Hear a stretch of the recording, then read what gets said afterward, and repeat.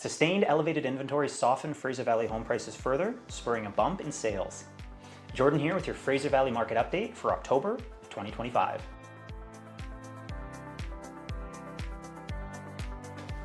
September showed a small uptick in activity after a very quiet August, but the market remained soft overall.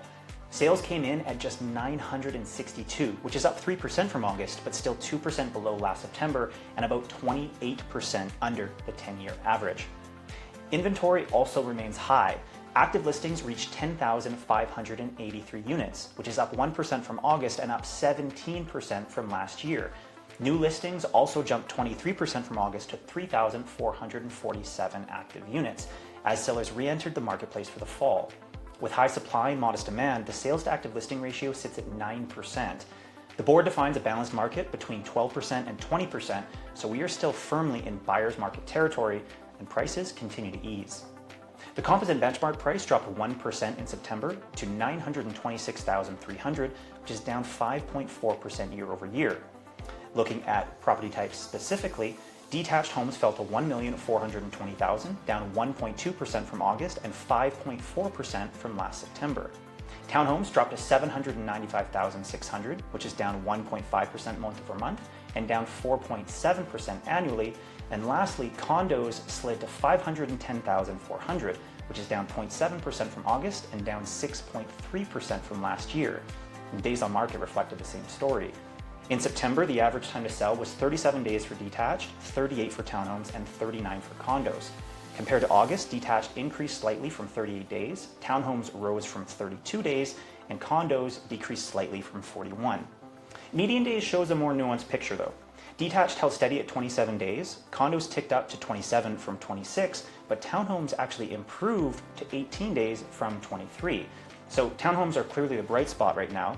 Families who can't make the jump to detached are choosing townhomes for more space at a lower cost, and that's driving faster absorption in that segment. On the ground, showings have picked up slightly compared to August, and a few more offers are being written, but price is still the sticking point. Buyers and sellers remain far apart on expectations, and the increase in failed listings shows many homes are still being withdrawn and repositioned.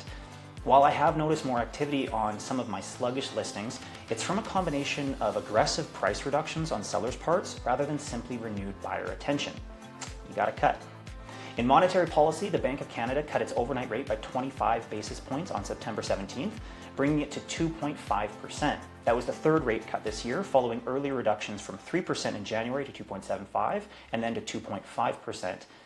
That cut was driven by weakened economic data and a softening labor market. Bond yields have only softened slightly, which limits relief for fixed mortgage rates. At time of recording, they're sitting at about 2.699%. From an economic perspective, consumer confidence remains low as households continue to grapple with elevated costs and limited wage growth. Several sectors are reporting layoffs, particularly in construction, manufacturing, and tech.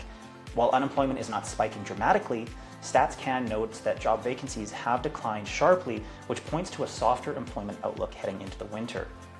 Meanwhile, delinquencies are rising gradually across both mortgage and non-mortgage debt. It's not panic-worthy yet, but it does add another layer of caution for would-be buyers. Fall usually brings a stronger bump in activity, but so far this year it's looking muted. We have more showings and a few more offers, but prices are still slipping and high inventory keeps buyers in control. If you're buying, this is a market of choice and negotiating power. If you're selling, you need to price realistically and stand out from the competition. Why would a buyer pick you over the half dozen other options?